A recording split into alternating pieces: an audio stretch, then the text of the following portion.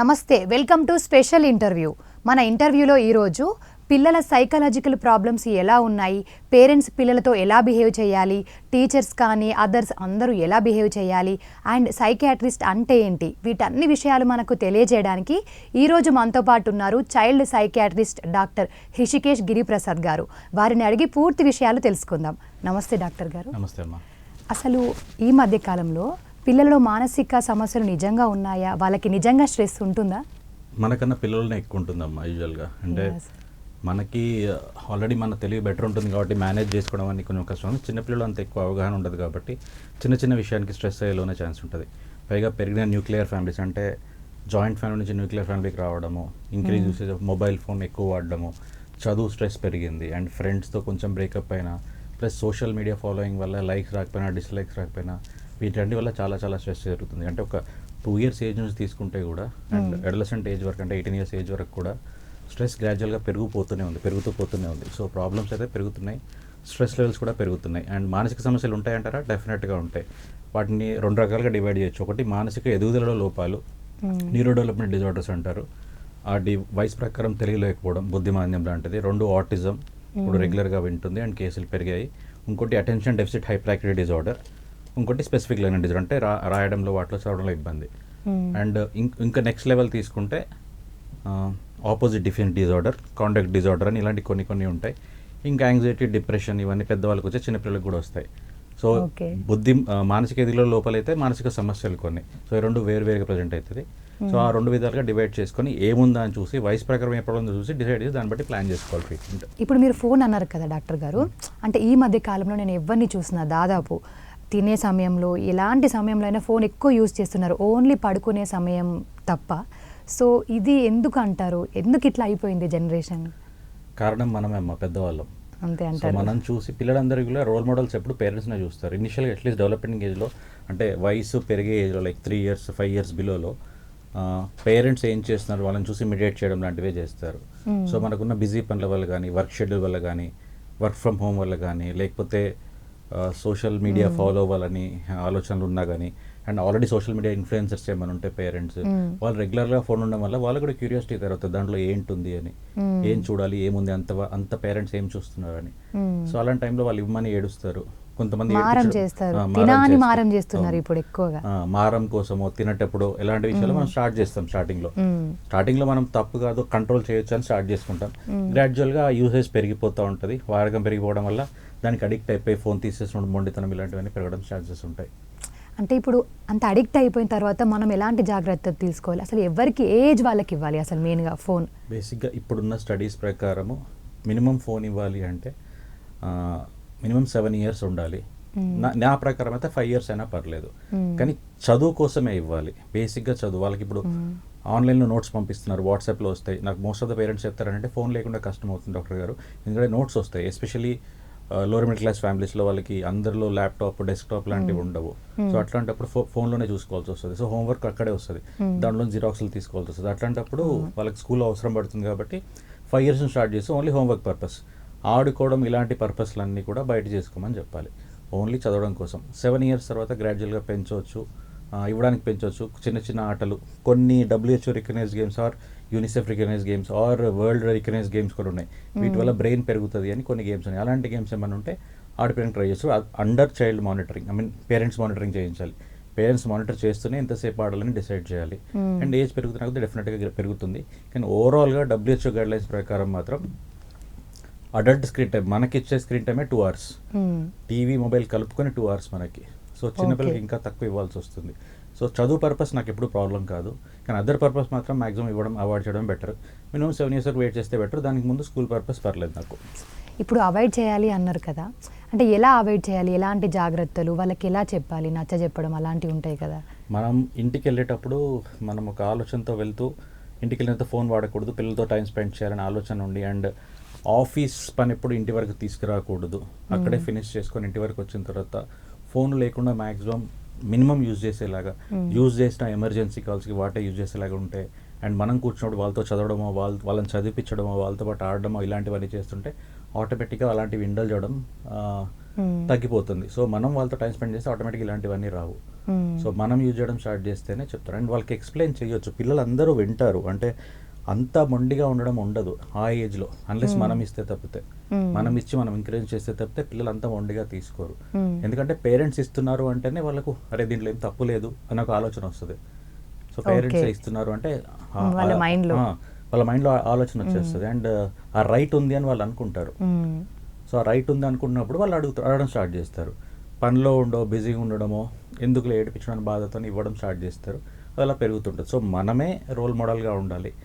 మనమే తక్కువ phone use చేయాలి. ఇంటికి వెళ్ళిన తర్వాత వీళ్ళని వరకు అవాయిడ్ చేయాలి. ఎమర్జెన్సీ కాల్స్కి వాటికి కాకుండా సోషల్ మీడియాకి చాలా వరకు మీకు నిజంగా అంత పని ఉంది అంటే బెటర్ యూస్ ల్యాప్టాప్. అంత ఉంది ఫోన్లో ఉంది అంటే ల్యాప్టాప్ యూజ్ చేసుకోండి, అది బెటర్. ఇప్పుడు ఫోన్ చూస్తున్నాము, మనకి నార్మల్ పీపుల్స్కి అయితే చెప్పొచ్చు, చిన్నపిల్లలు కొంచెం నార్మల్ వాళ్ళకి మరీ పీక్స్లోకి వెళ్ళిపోయింది ఆ ప్రాబ్లము అంటే ఎలాంటి జాగ్రత్తలు తీసుకోవాలి, ఎప్పుడు డాక్టర్ని కన్సల్ట్ అవ్వాలి అది? సో యూజువల్గా మీరు చెప్పేది అడిక్షన్లో వస్తుంది.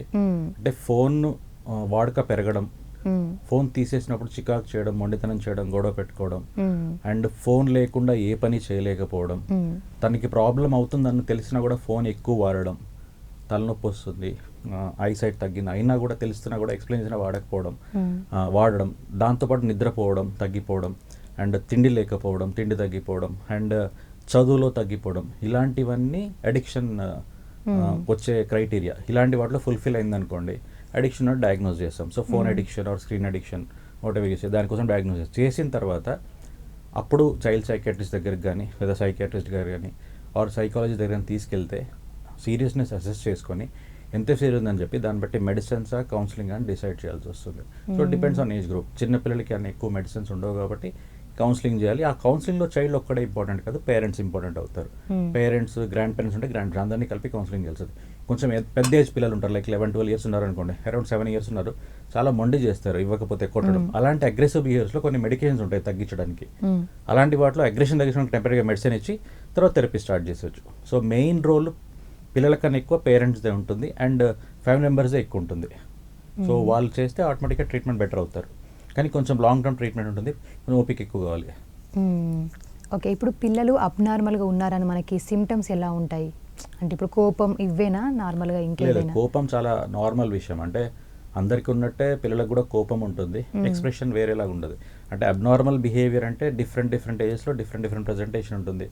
ఇప్పుడు మీకు న్యూరో డెవలప్మెంట్ డిజార్డర్స్ అంటే బుద్ధిమాంద్యం లాంటివి తీసుకుంటే నడక మాటలు లేట్ వస్తాయి, నడక రావాల్సిన టైంకి రాదు, బోర్ల పడ్డం టైం బోర్లు పడరు, కూర్చోవాల్సిన టైంలో కూర్చోరు, మాటలు లేట్ వస్తాయి. అలాంటి వాళ్ళకు లేట్ ఉన్నాయి, డిలే డెవలప్మెంట్ అని చెప్తాం. కొంతమందికి మాటలు వచ్చినా మాట్లాడరు, ఐ కాంటాక్ట్ మెయింటైన్ చేయరు, పిలిచిన వెంటనే పలకరు, వాళ్ళ లోకంలో వాళ్ళే ఉంటారు, వాళ్ళు అవసరమైతే చెప్తే మన దగ్గరికి రారు, మాటలు వచ్చినా మనం అడిగితే మాట్లాడరు, వాళ్ళకి అవసరమైన మాట మాట్లాడతారు, కొన్ని వర్డ్స్ అమ్మ నాన్న ఇట్లాంటి వర్డ్స్ మాట్లాడతారు, బాగా చెప్పిన ప్రతిసారి చెప్పరు. ఇలాంటివన్నీ ఆటిజం లక్షణాలు. అండ్ ADHD అని ఇంకో కండిషన్ ఉంటుంది, అది ఒక దగ్గర కూర్చోరు, ఇంట్లో కూర్చోరు, స్కూల్లో కూర్చోరు, డిస్టర్బ్ చేస్తూ ఉంటారు, హోంవర్క్ సరిగ్గా చేయరు, హోంవర్క్ చేసినప్పుడు సౌండ్ ఏదైనా వస్తే డీవియేట్ అయిపోతారు, పెన్సిల్ పిల్లలు మర్చిపోయి వస్తారు. ఇవన్నీ ADHD లక్షణాలు. సో ఓవరాల్గా చదువు దెబ్బతింటున్నా, ఈ మధ్యలో కోపం బాగా పెరిగినా, నిద్ర తక్కువ అయిపోయినా, అండ్ కొత్త బిహేవియర్స్ ఏమైనా స్టార్ట్ అవుతున్నా, ఇంతకుముందు లేని కొత్త బిహేవియర్స్ ఏమైనా స్టార్ట్ అవుతున్నా, అండ్ కొత్తగా ఏమైనా డిమాండ్స్ ఎక్కువ పెరుగుతున్నా, ఇలాంటి చిన్న లక్షణాలు ఏమైనా గమనిస్తే మాత్రం రీసెంట్ చేంజ్ ఆఫ్ బిహేవియర్ అంటారు. అలాంటిది ఏమైనా ఉంటే మాత్రం ఒకసారి మీ పిల్లల డాక్టర్ని అడగండి, వాళ్ళు చెప్తారు సలహా. నిజంగా ఇది ప్రాబ్లమా కాదా అని తెలిస్తే చెప్తారు, ప్రాబ్లం అనుకుంటే వాళ్ళే పంపిస్తారు. ఇప్పుడు ఇలాంటి సమస్యలు ఉన్నప్పుడు మన నిలోఫర్ హాస్పిటల్లో ఎలాంటి చికిత్సలు అందుబాటులో ఉన్నాయి? మాది డిపార్ట్మెంట్ ఆఫ్ చైల్డ్ సెక్రటరీ ఉందమ్మా. ఓన్లీ చిన్నపిల్లల మానసిక సమస్యల కోసమే ఉంది. అక్కడ 0 నుంచి 18 ఇయర్స్ వరకు అక్కడే చూస్తాము. సో అక్కడ ఆల్మోస్ట్ అన్ని రకాల కేసులు వస్తాయి.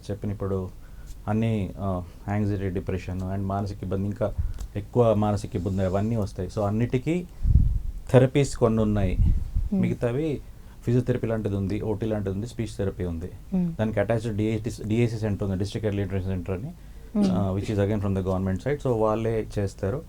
మెడిసిన్స్ అని నేను చూసుకుంటాను. సో థెరపిస్ట్ వేరు ఉన్నారు, నేను డాక్టర్ కాబట్టి మెడిసిన్ పాయింట్ ఏమైనా అవసరం ఉంటే నేను చూసుకుంటాను. ఓకే, ఇప్పుడు పిల్లలు ఎక్కువగా ఏ విషయంలో స్ట్రెస్ అవుతున్నారు ఇప్పుడు ఈ జనరేషన్లో? అన్ని ఒక్క పాయింట్ అని చెప్పలేము, కానీ నేను గమనించిన కేసెస్కి వాటికైతే మాత్రం చదువు చాలా భారం అయిపోయింది. అంటే school timing somehow 9 to 5, 9 to 6 ఉండడం వల్ల వాళ్ళకి ప్లే టైం సరిపోవట్లేదు, హోంవర్క్స్ చాలా పెరిగిపోయినాయి అండ్ పేరెంట్స్ ఎక్స్పెక్టేషన్స్ పెరిగిపోతున్నాయి. అవును, మెయిన్గా నేను అడుగుదాం అనుకున్నాను. నేను చూసిన సర్కిల్స్లో పేరెంట్స్ ఎక్కువ ఒత్తిడి చేస్తున్నారు చదువు విషయంలో అయినా, వాళ్ళ గోల్స్ వీళ్ళపైన రుద్దడం. సో ఇది ఎంతవరకు కరెక్ట్ అంటారు మీ తరపున? గోల్స్ దృఢం గురించి నేను మాట్లాడలేను, కానీ చదువు నిజంగానే స్ట్రెస్ఫుల్ అయిపోయింది. ఎందుకంటే కాంపిటీషన్ లెవెల్ చాలా పెరిగింది. అంటే 95, 96 వచ్చినా హ్యాపీ లేని పిల్లలు చాలా మంది ఉన్నారు. సో అట్లా అంత ఎక్కువ స్ట్రెస్ తీసుకుంటున్నారు. ఒక్క ఫెయిల్యూర్ వచ్చినా కూడా తట్టుకోలేని పరిస్థితిలో ఉన్నారు. సో చిన్న ఫెయిల్యూర్స్ వచ్చినా కూడా మేజర్ డెసిషన్స్ తీసుకుంటున్నారు, లైఫ్ తీసుకునేంత వరకు వెళ్తున్నారు. ఆ స్ట్రెస్ లెవెల్ చదువు ఒకటి మేజర్. నెక్స్ట్ కొంచెం పెరిగే కొద్దీ రిలేషన్షిప్స్. సో తొందరగానే రిలేషన్షిప్స్లో ఉంటున్నారు అండ్ తొందరగానే బాయ్ ఫ్రెండ్ గర్ల్ ఫ్రెండ్ లాగా ఉండడం స్టార్ట్ చేస్తున్నారు. సో అలాంటి బ్రేకప్స్ వస్తే ఆ మైండ్ హ్యాండిల్ చేయలేదు కదా. సో అలాంటప్పుడు ఇంకోటి ఇంకా రీసెంట్ ప్రాబ్లం చూసుకుంటే డ్రగ్స్ స్టార్ట్ అయినాయండి. అండ్ స్మోకింగ్ చాలా ఎర్లీగా స్టార్ట్ అవుతుంది. దాంట్లో కొంచెం గాంజాయి కూడా చాలా ఈజీగానే దొరుకుతుంది కంపారిటివ్గా. సో అది పెరిగిపోయింది. అండ్ ఆల్కహాల్ ఏజ్ ప్రకారం లేకుండా ఆల్కహాల్ ఇస్తున్నారు. సో ఇలాంటి ప్రాబ్లమ్స్ అన్నీ పెరుగుతున్నాయి. సో వాటి వల్ల డెఫినెట్గా స్ట్రెస్ పెరుగుతుంది. ఇప్పుడు వీటన్నింటికి జాగ్రత్తగా తీసుకోవాలంటే పేరెంట్స్ ఎలాంటి పాటించాలి, ఎలాంటి పద్ధతులు మంచిగా పద్ధతిగా పెంచాలి, జాగ్రత్తగా పెంచాలి అనుకుంటే? ఒక పిల్లల్ని పెంచాలనేది రూల్ బుక్ ఏం లేదండి, అట్లాంటిది ఏమి ఉండదు. కాకపోతే ఫ్రీడమ్ ఇవ్వాలి, కానీ లిమిటేషన్ పెట్టాలి. నువ్వు వెళ్ళి ఆడుకో, కానీ గంట వరకు ఆడుకొని వచ్చేసేయాలి. ఒకవేళ మొబైల్ ఇచ్చేదంటే అరగంట చూడు, అంతే, అరగంట కన్నా ఎక్కువ లేదు. ఎక్కడికి వెళ్ళాలని వెళ్తుంటే ఎక్కడికి వెళ్తున్నావు, ఎవరితో వెళ్తున్నావు, అండ్ వాళ్ళ పేరెంట్స్తో వెళ్తున్నారా లేదా, వాళ్ళు వస్తున్నారా లేదా కనుక్కొని, వీలైతే పిల్లల ఫోన్ నెంబర్స్. అది పిల్లలు ఇబ్బంది పడతారు, కానీ తప్పని రోజులు ఎక్కడ ఏం జరుగుతుందో తెలియట్లేదు, మనకి ఎలాంటి ప్లేస్కి వెళ్తారో తెలియదు, ఎస్పెషల్లీ అడలసెంట్ పిల్లలు అయితే మాత్రం. అండ్ అలాంటప్పుడు అడిగి తీసుకోవడం బెటర్ అండ్ అన్ని జాగ్రత్తలు తీసుకోవడం బెటర్. ఏం లేదండి, ఒక అన్నేసి ఉంచడం అంతే. మనం బిజీ లైఫ్ ఉండి మన పిల్లాడు మంచోడు, మా పాప మంచిది, మా బాబు మంచిది, అసలు తప్పే చేయరు అనే ధోరణిలో అందరూ పేరెంట్స్ ఉంటారు ఖచ్చితంగా. సో అట్లాగే ఉంటాం కాబట్టి సో ఏమీ కాదు అనేంత వరకు కాకుండా ఒక కన్నేసి ఉంచండి. నెలకి 2 సార్లు 3 సార్లు వాళ్ళతో టైం స్పెండ్ చేసి ఏమైనా ప్రాబ్లం ఉందో కనుక్కోండి, కూర్చొని మాట్లాడండి. డైరెక్ట్ ప్రాబ్లం గురించి మాట్లాడొద్దు. లైఫ్ ఎలా జరుగుతుంది, చదువు ఎలా జరుగుతుంది, ఫ్రెండ్స్ ఎలా ఉన్నారు, రీసెంట్గా ఏమైనా ప్రాబ్లం అయింది, ఏమైనా ఉంటే నాకు చెప్పొచ్చు. బలవంతం చేయకూడదు. ఏమైనా ఉంటే నేను ఉన్నాను, నేను మాట్లాడతాను, సాల్వ్ చేయకపోయినా హెల్ప్ అయితే చేయగలని చెప్పొచ్చు. అట్లీస్ట్ మంత్లీ ట్వైస్ అట్లా కూర్చొని మాట్లాడితే వాళ్ళకి హెల్ప్ అయ్యే ఛాన్స్ ఉంటుంది. అప్పుడు వాళ్ళు కూడా ఫ్రీడమ్ పెరుగుతుంది. పేరెంట్స్కి చెప్పిన తర్వాత జడ్జ్ చేయకూడదు, ఇలా ఎందుకు చేసావు అలా ఎందుకు చేసావు జడ్జ్ చేయకుండా వాళ్ళ జరిగిందా, దానికి ఏం చేద్దాము అనేది కలిసికట్టుగా ఆలోచిస్తే బెటర్. ఓకే, ఇప్పుడు మనము చూసుకుంటే చిన్నపిల్లలు అన్నం తినకపోయినా పూచోడు వస్తుండని భయపడిస్తాము, డార్క్ రూమ్లో వేస్తాము అని. సో ఇది వాళ్ళకి ఎంతవరకు మనకు ఇన్ఫ్లుయెన్స్ అవుతారు, వాళ్ళు భయపడి పెట్టుకుంటారా మైండ్లో, వాటి వల్ల ఏమైనా సమస్యలు వస్తాయా? బ్లైండ్ థ్రెట్స్ నేను ఎప్పుడు చెప్తూ ఉంటాను. బ్లైండ్ థ్రెట్స్ అంటే నిజంగా మీరు మీ పిల్లాడిని డార్క్ రూమ్లో వేస్తారా, వెయ్యరు. కూర్చోడు ఉంటాడా, ఉండడు. అవన్నీ ఒక స్టేజ్ తర్వాత పోతాయి గ్యారంటీగా. సో చెప్పడం వల్ల ఒకటి మైండ్లో ఒకటి పడిపోతుంది, భయం పడిపోతుంది, ఫియర్ పడిపోతుంది. ఏజ్ పెరిగే కొద్దీ అది అబద్ధం అని కూడా వాళ్ళకి తెలుస్తుంది. సో రియలిస్టిక్ పనిష్మెంట్స్ కావు అవన్నీ. మీరు ఆ టైంకి భయపడగలరు, కానీ దానివల్ల కంట్రోల్ కొన్ని రోజులే ఉంటుంది, ప్లస్ భయం అనేది కూడా మిగిలిపోతుంది. సో అలాంటివి కాకుండా నువ్వు ఇది చేయడం వల్ల నేను అది చేసి పెడతాను, వండి పెడతాను, ఇంట్లో చేసేది, బయట కొనమని కూడా చెప్పట్లేదు, నేను ఇది వండి పెడతాను, లేకపోతే మనం ఇది ఆడుకుందాం, వీకెండ్కి ఫలానా పార్క్కి వెళ్దాం, ఇలాంటివి చెప్పండి, ఇంకా బెటర్ ఉంటుంది. ఇప్పుడు పిల్లలు ఫుడ్ అన్నప్పుడు ఫుడ్ కూడా కావాల్సింది ఇవ్వకపోయినా మారం చేయడము, లేకుంటే ఫుడ్ వల్ల ఏమైనా సమస్యలు వస్తాయా మనకి? ఇప్పుడు జంక్ ఫుడ్ వాటి వల్ల కూడా, జంక్ ఫుడ్ తింటా కంపల్సరీ నాకు బిర్యానీ కావాలి అని మారం చేస్తూ ఉంటారు, వాటి కూడా అడిక్ట్ అవుతున్నారు, వాటి వల్ల కూడా మనకి ఏమైనా మానసిక సమస్యలు వస్తాయా?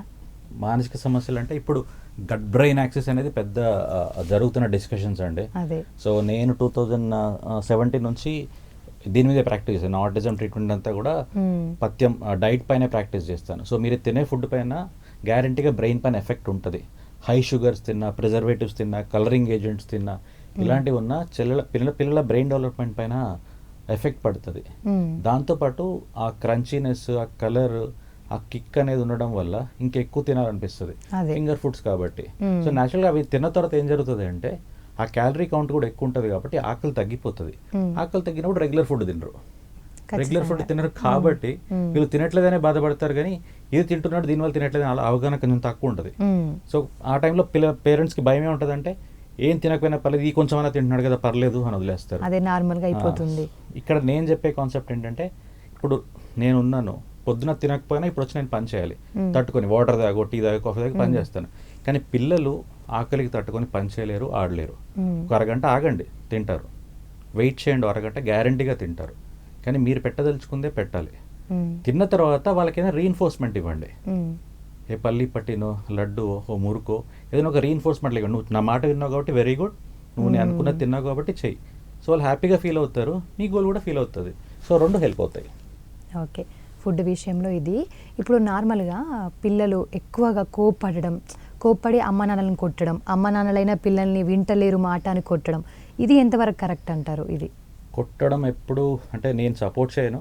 ఓల్డర్ జనరేషన్లో వచ్చింది. ఇప్పుడు పిల్లలు కొడితే మాత్రం చాలా అగ్రెసివ్ అవుతున్నారు. ఎందుకంటే వాళ్ళ మెచ్యూరిటీ ఒక ఏజ్ కన్నా ఎక్కువ ఉంటుంది. అంటే ఒక ఏజ్ 5 years బాయ్ తీసుకుంటే 70-8 years మెచ్యూరిటీ ఉంటుంది. సో నాకు ఇండివిజువల్ రైట్స్ ఉన్నాయి, నన్ను కొట్టకూడదని ఆర్గ్యుమెంట్ చేసే పిల్లలు కూడా చాలా మంది ఉన్నారు.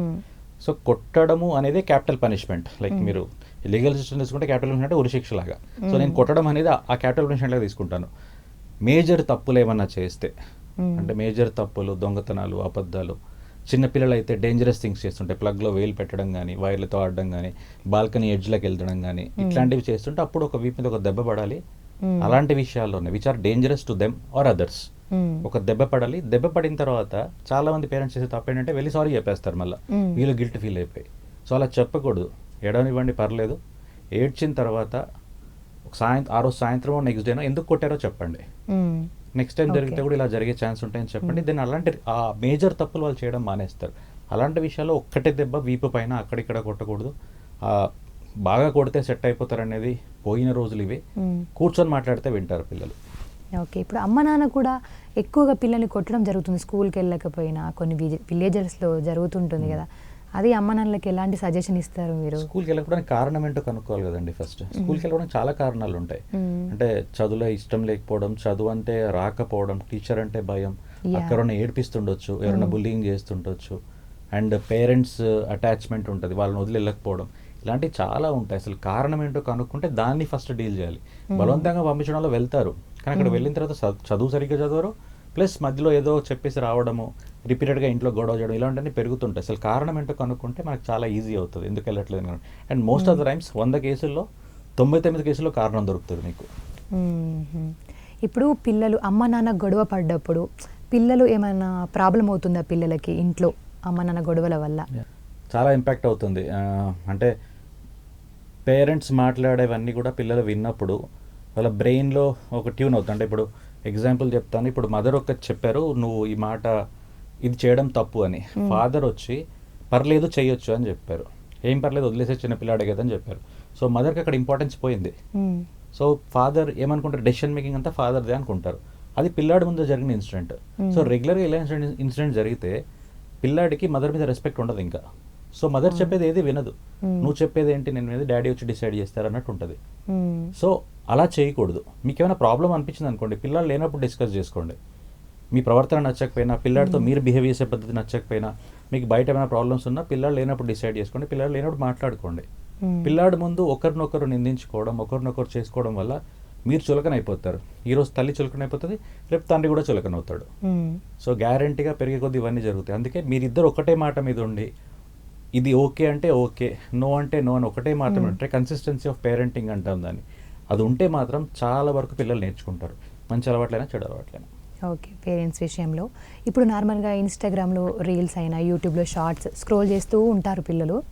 సో వాళ్ళని చూసి ఇన్ఫ్లుయెన్స్ అయ్యి వాళ్ళలాగా యాక్ట్ చేయడము, కొంచెం భయంగా బిహేవ్ చేయడం చేస్తూ ఉంటారు. అది అడిక్షన్ వల్లే అంటారా? లేదా ఇన్ఫ్లుయెన్స్ ఇమిటేట్ చేయడం పెద్ద ప్రాబ్లం ఏం కాదు. అంటే భయంగా అదే గుర్తు చేసుకోవడము, ఏదైనా ఇన్సిడెంట్ చూసి ఒకవేళ అలాంటివి ఏమైనా ఉంటే మాత్రం భయాలు ఎందుకున్నాయని తెలుస్తుంది. అంటే పిల్లలకి ఒకప్పుడు ఎక్స్పోజర్ వేరు. అంటే చాలా వరకు చాలా ఇన్స్టెన్సెస్లో కొన్ని సినిమాలు కానీ, కొన్ని మూవీస్ కానీ, చుట్టుపక్కల జరిగే విషయాలు కానీ ఎప్పుడు గమనించే చిన్నపిల్లలు చాలా తక్కువ ఉండేవాళ్ళు. అంటే ఉన్నా కూడా పెద్ద గమనించనిచ్చేవాళ్ళు కాదు పెద్దవాళ్ళు. ఇప్పుడు మొబైల్ వచ్చేసరికి అండర్ మానిటరింగ్ ఏం లేదు, సో చేసేస్తున్నారు. అది చూసినప్పుడు డెఫినెట్గా ఇంపాక్ట్ పడుతుంది బ్రెయిన్ పైన.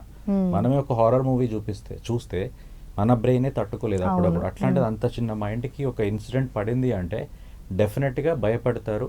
అండ్ వాళ్ళు కూడా అవి గుర్తొచ్చే ఛాన్స్ ఉంటుంది. కళలో గుర్తు రావచ్చు, సిచ్యువేషన్ పరంగా గుర్తు రావచ్చు, ఏదైనా చూస్తున్నప్పుడు గుర్తు రావచ్చు.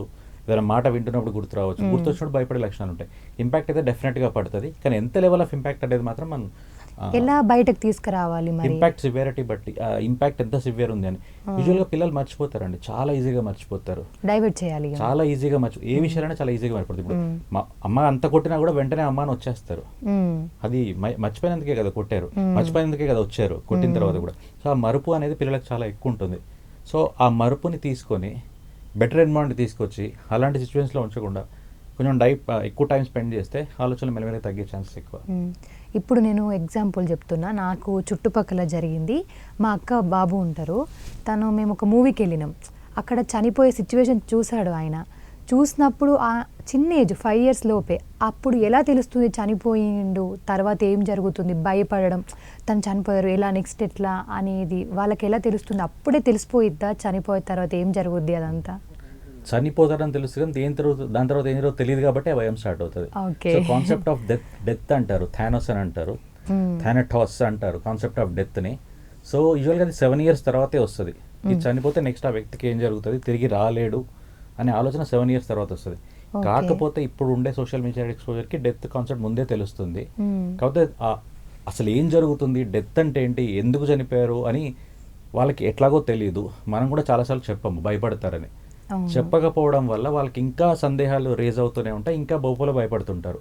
ఆ సందేహాలని క్లారిఫై చేసి ఈ ప్రాబ్లం వల్ల ఇలా జరిగింది అని కూర్చోబెట్టి చెప్తే వినే ఛాన్సెస్ చాలా ఎక్కువ. వాళ్ళు అడిగే క్వశ్చన్ని కొట్టి పారేయకుండా కొంచెం విని వివరంగా, అంటే వాళ్ళకు హాని జరగకుండా వివరంగా చెప్పాలి. ఓకే. ఇప్పుడు నేను చూస్తున్న పిల్లల్ని దాదాపు మూవీస్ చూసి అయినా రీల్స్ చూసి అయినా బాగా ఇన్ఫ్లుయెన్స్ అవుతున్నారు. ఇప్పుడు నేను ఆయనలాగా అయితా, హీరోలాగా అయిపోతా, హీరోయిన్ లాగా అయిపోతా, ఆ విధంగా ఎందుకు అంతగా ఇన్ఫ్లుయెన్స్ అవ్వడము, దాన్ని మనం ఎలా డైవర్ట్ చేయాలి? ఇన్స్టాగ్రామ్ వల్ల చాలా చూస్తున్నాను నేను చిన్న పిల్లల్ని. అందరు ఇన్ఫ్లుయెన్స్ అవుతారండి. నేను ఇప్పటికీ చిరంజీవి ఫ్యాన్నే. చిన్నప్పుడు నేను చూసి కూడా నేను ఇప్పటికీ చిరంజీవి లాగా చేసి కొంచెం బ్యాడ్ కి ఎక్కువ కనెక్ట్ అవుతాం, గుడ్ కంటే చూస్తున్నాం అనేది అదే కదా నేను చెప్తున్నాను. సో ఉన్నప్పుడు అవి ఏది చూసామో అది ఇంపాక్ట్ పడుతుంది కదా.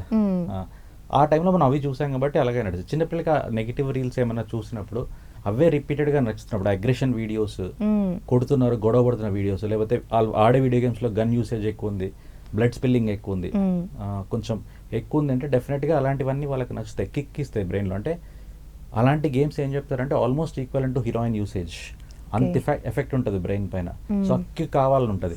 సో దాన్ని రియల్ లైఫ్లో ఇమిటేట్ చేయడానికి ట్రై చేస్తారు, ఎందుకంటే ఆలోచన అంత ఉండదు కాబట్టి, మెచ్యూరిటీ ఉండదు కాబట్టి.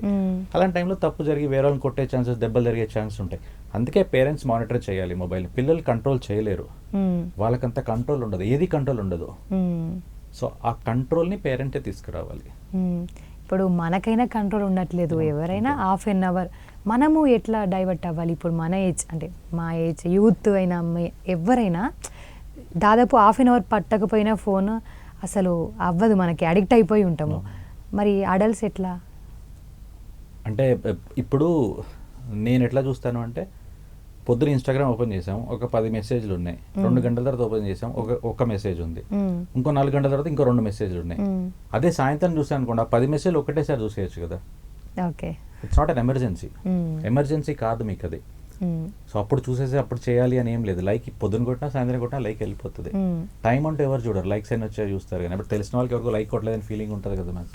సో ఏమనుకుంటారు అని, ఎస్పెషల్లీ కమ్యూనికేషన్స్ మెయింటైన్ చేయండి. ఈ రోజుల్లో లైక్ మనం డైరెక్ట్గా మాట్లాడి కమ్యూనికేట్ చేయడం కన్నా లైక్లు కొట్టలేదనే గొడవ ఎక్కువైపోతున్నట్టుంది. సో అది చూసినప్పుడు ఒకసారి పొద్దున ఒకసారి సాయంత్రం చూసుకోవచ్చు, లేదా 3 times a day చూసుకోవచ్చు. ఫిక్స్డ్ టైమ్స్ పెట్టుకుంటే యూజువల్గా మేనేజ్ చేసుకోవడం చాలా ఈజీ.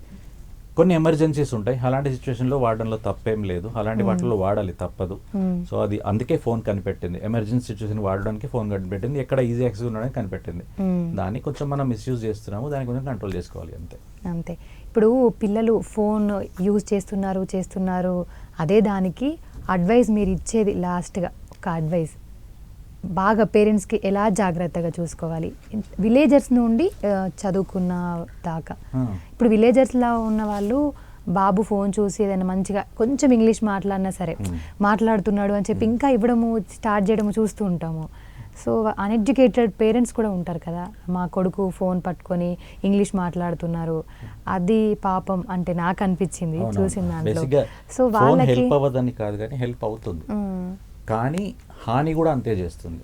ఆల్వేర్ అడ్వాంటేజ్ డిసడ్వాంటేజ్ చూసుకుంటే మీరు ఒక్క చిన్న అడ్వాంటేజ్కి చాలా పెద్ద డిసడ్వాంటేజ్ ఎందుకు తెచ్చుకుంటారు? సో ఆ డిసడ్వాంటేజ్ ఎక్కువ ఉన్నప్పుడు అలాంటి పనులు చేయకపోవడం better.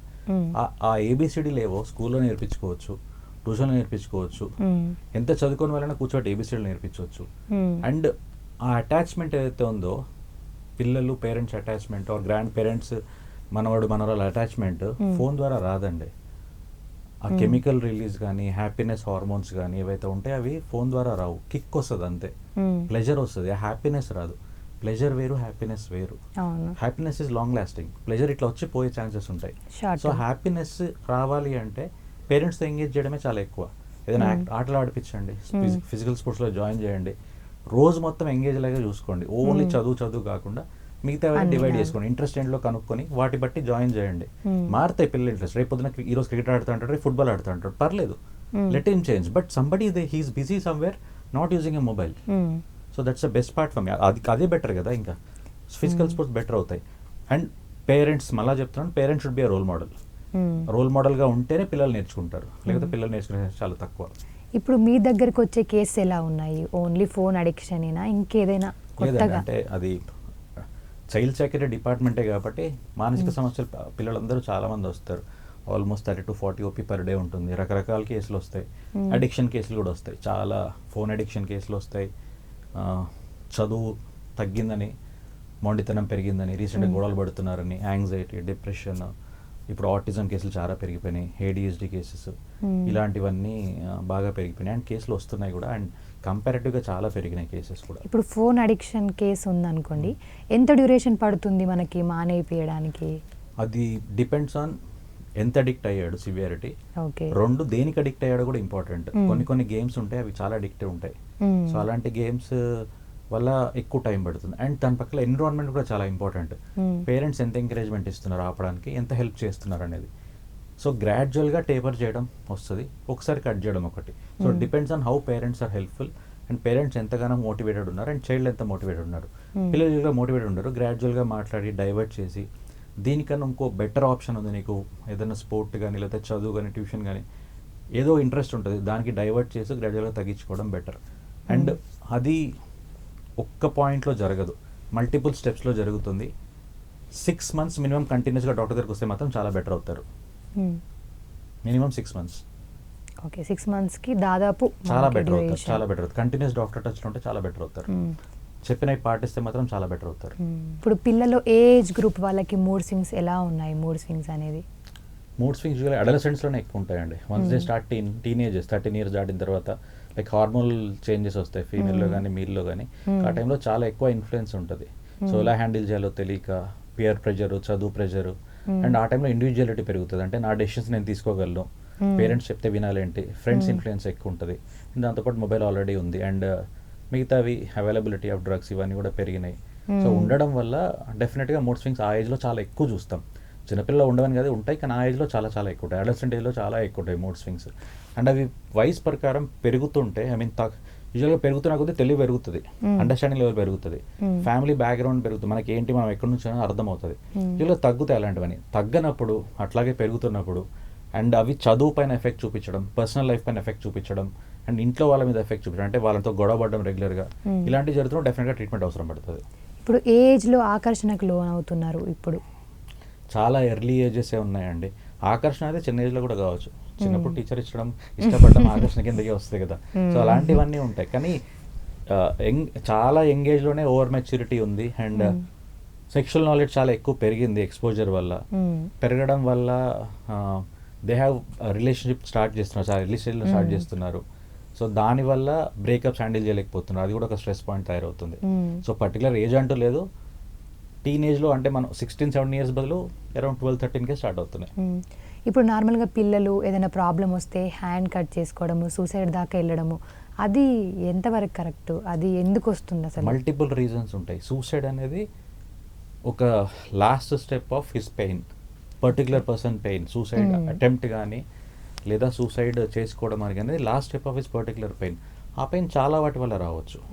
It could be because of the family, own pressure అయి ఉండొచ్చు, చదువు అయి ఉండొచ్చు, బ్రేకప్ అయి ఉండొచ్చు, సబ్స్టెన్స్ అయి ఉండొచ్చు, ఏదైనా అయి ఉండొచ్చు. So suicide is lost resort of that pain. So ఆ సూసైడ్ వరకు వెళ్తున్నాడు, ఒక చిన్న అటెంప్ట్ కూడా ఉంది అంటే మాత్రం డెఫినెట్గా డాక్టర్ కన్సల్టేషన్ అవసరం. నేనేం చెప్తానంటే, పిల్లలు నాకు చనిపోవాలనిపిస్తుంది, నా జీవితం వేస్ట్ అనిపిస్తుంది అని ఒక్క మాట అంటే డాక్టర్ వాళ్ళు నవ్వుకుంటూ అన్నా బెదిరించన్నా వెంటనే డాక్టర్ దగ్గర తీసుకెళ్ళండి. ఎందుకంటే ఆ ఏజ్లో అనకూడని మాటలు అవన్నీ. సో వాళ్ళు బెదిరించడానికన్నా సరే, నవ్వుకుంటూ అన్నా సరే నేను చనిపోతాను అని ఒక మాట వస్తే మాత్రం వెళ్ళి చూపించండి. లేదు అంటే లేదు, ఉంది అంటే మీకు హెల్ప్ అవుతుంది ట్రీట్మెంట్. సో ఇప్పటిదాకా మీరు చేసిన కేసెస్లో మీకు ఛాలెంజింగ్ కేస్ అంటే ఎలా ఏది అండ్ ఎలా క్యూర్ చేశారు వాళ్ళని? రెగ్యులర్ కేసెస్ కాకుండా చాలా ఉంటాయి ఛాలెంజింగ్ కేసెస్, కానీ నా బ్రెయిన్ పైన ఇంపాక్ట్ చేసిన కేసులు చాలా రెండు కేసులు అండి. ఒకటి చెప్తాను. అండ్ అరౌండ్ 6 years అమ్మాయి ఇందాక డిస్కస్ చేస్తుండే, తను లాస్ట్ 3 months స్కూల్కి వెళ్ళట్లేదు. స్కూల్కి ఎందుకు వెళ్ళట్లేదు ఎవరికి అర్థం కావట్లేదు. ఒకరోజు కడుపు నొప్పి అంటుంది, ఒకసారి కాలు నొప్పి అంటుంది, ఒకసారి కళ్ళు తిరుగుతున్నాయి అంటుంది. స్కూల్కి వెళ్ళడం మానేసింది. మానేసిన తర్వాత పేరెంట్స్ లోకల్ డాక్టర్ దగ్గర తీసుకెళ్లారు. టెస్ట్లు అన్నీ అయిపోయి అన్నీ నార్మలే ఉన్నాయి. ఎవరో చెప్పారు ఏదైనా స్ట్రెస్ ఉందేమో తీసుకెళ్ళి చూపించాలంటే తీసుకొచ్చారు. చైల్డ్తో మాట్లాడుతుంటే మాట్లాడట్లేదు, ఓపెన్ అవ్వట్లేదు, చెప్పట్లేదు. అట్లా 2nd session అయిపోయింది, 3rd session అయింది. 4th sessionకి ఇంకా పేరెంట్స్ అడిగాను, నేను ఒక్కరిని సపరేట్గా మాట్లాడతాను పర్మిషన్ ఇస్తారంటే వాళ్ళు ఇచ్చారు పర్మిషన్. ఇచ్చిన తర్వాత దెన్ చైల్డ్తో మాట్లాడి కొంచెం గేమ్స్ ఆడి డ్రాయింగ్ అది చేపించి మాట్లాడుతున్నప్పుడు తను చెప్పిన విషయం ఏంటంటే, మా పేరెంట్స్ గొడవ పడ్డప్పుడు మా ఫాదర్ ఏమన్నారంటే, పాప స్కూల్కి వెళ్ళిన తర్వాత మనం ఇద్దరం విడిపోదాం, నీ లైఫ్ నువ్వు ఉండు, నేను వెళ్ళిపోతాను ఇంట్లోంచి అని ఒక మాట అన్నారు. అది పాప విన్నది. అది 2-3 months బ్యాక్ జరిగిన విషయం. విన్న తర్వాత అప్పటి నుంచి తను స్కూల్కి వెళ్ళడం మానేసింది. ఏ భయంతో? నేను స్కూల్కి వెళ్తే డాడీ వెళ్ళిపోతారు అనే భయంతో. నాకు అప్పుడు తెలిసిన పాయింట్ ఏంటంటే, మనం ఎంత జాగ్రత్తగా మాట్లాడాలి, ఎంత వర్డ్స్ యూస్ చేసేటప్పుడు ఎంత ప్రాపర్గా వాడాలి అనేది తెలిసింది. అంటే అడల్ట్స్ అయ్యండి మనం చాలా రెస్పాన్సిబిలిటీస్ ఉన్నాయి. పిల్లల ముందు ఏం మాట్లాడి ఎలా బిహేవ్ చేయాలనేది నేర్చుకోవాలి. ఎందుకంటే వాళ్ళు అబ్జర్వ్ చేస్తారు, అన్నీ నేర్చుకుంటారు. ఇది లైక్ అంటే eye opener for me how to talk. నేను కూడా మాట్లాడేవాని పిల్లల్ని, అప్పుడప్పుడు కొంచెం వినకపోతే కొంచెం బెదిరించడం అట్లాంటివి చేస్తాం. అంటే కూర్చో ఇట్లా చెప్తాం. గ్రాడ్యువల్గా అది మానేసుకున్నాను. పేరెంట్స్కి గట్టిగా చెప్తాను నేను, పిల్లలకి ఎప్పుడు గట్టిగా చెప్పను. ఎందుకు అంటే వాళ్ళు ఎట్లా రియాక్ట్ అవుతారో మనకు తెలియదు, మెచ్యూరిటీ ఎలా తీసుకుంటుందో తెలియదు.